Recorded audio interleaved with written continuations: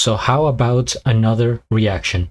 What's up guys, GeorgeTheCloud here, my name's Jorge, aka George. Welcome to the channel and welcome to my life. Huge shout out to Drew for becoming the most recent Patreon on my Patreon. And you guys are also welcome to join starting at $2 a month. It will probably change your life. So we are checking out Linda Ronstadt. I always have like difficulty pronouncing it. To me it sounds like, I don't know, I'm thinking of like Ramstein or something, like German or whatever. But anyway, Tracks of My Tears, official music video. This is only my second time reacting to Linda. The first one was Someone to Lay Down Beside Me. That was just a few days ago, in case you guys want to check out that reaction. So without further ado, let's dive right into this music video that came out in 1975 from the album Prisoner in Disguise. Okay, we have a little bit of history here. I'm learning as I go. And if you guys have more suggestions of songs from Linda that I should check out, by all means comment. But now grab some popcorn, fill up your water, put your headphones on, and let's begin.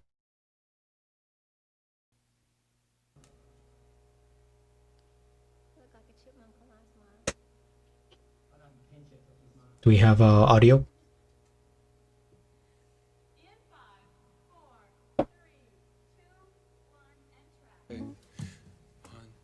Okay, it's part of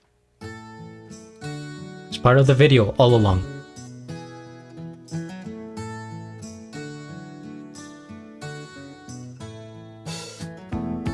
People say I'm the life of the party 'cause I tell a joke or two.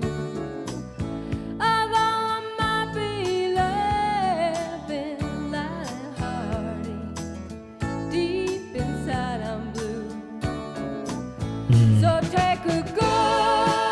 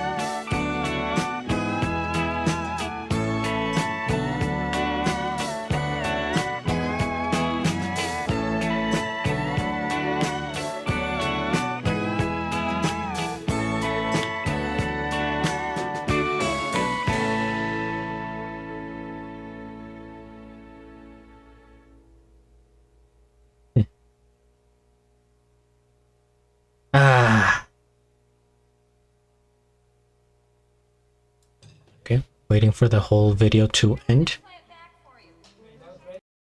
Is they gonna play it back? Fascinating. Back to the 1970s. What a decade. First things first, we hit the like. I am subscribed and I'll have a link of the original video down in the description below. I'm so glad to watch this music video of the time period, right? Because things were so different and it feels very cool to look at you know, environment and people from back in the day. You know, you see how headphones used to look like, what they used to wear, hairstyles, facial features, and even the quality of the audio, right? You could, I mean, it's good enough for today, but of course you can tell that it's from back in that time, from the 70s. So Linda's voice here, I think it's growing on me a little bit, because I I enjoyed this song, I think, a little bit more than the last one. And it could be just one of those things that the more you listen to an artist, the more you understand them, and their voice kind of stays in your head a little bit longer, just lurking in there, trying to find a place in my huge catalog of, you know, singers and musicians. So I think Linda is trying to find a place in my head.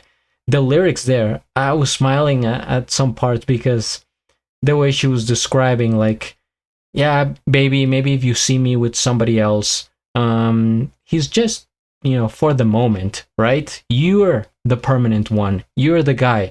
And if you look really closely, you can see the tracks of my tears, which is a little bit sad. So it looks like, you know, even though they broke up, she's, you know, dating other people or seeing other men, she still loves him and doesn't want to let him go, right? He's the one.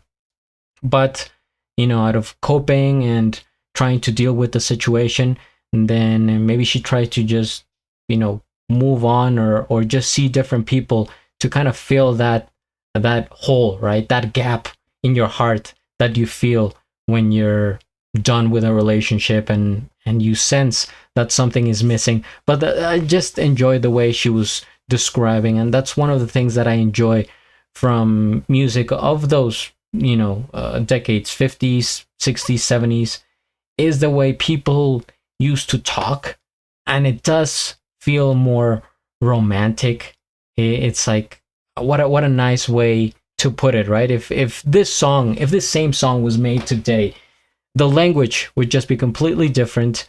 And man, it just comparing it to some music, right, that we hear nowadays, this feels so much deeper, right?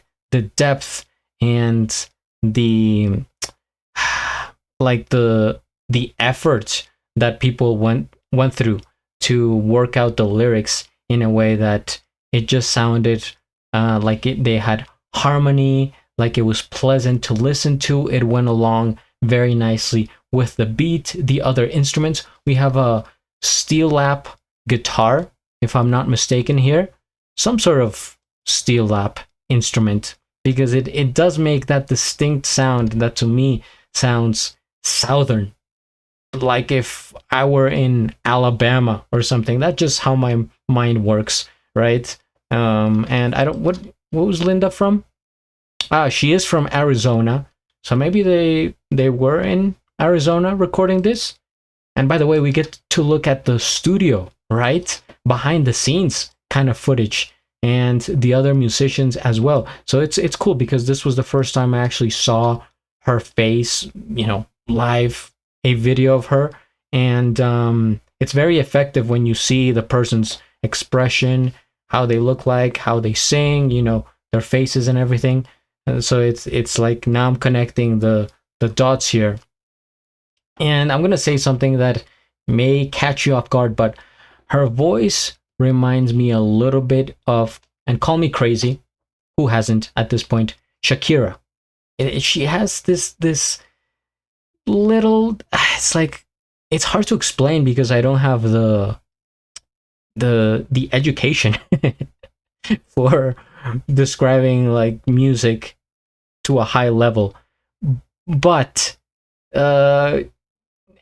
it's like maybe the vibrato of her voice, and when it gets like deeper a little bit, like a little, it's hard to explain. But if you have heard Shakira, or if you haven't, go check out a song by Shakira, and then, you know, kind of analyze her voice, come back to this one, analyze Linda's voice, and then compare here and there. But I think there's something that connects the two. They have common ground, and I can't explain it, but it did remind me of Shakira in a way.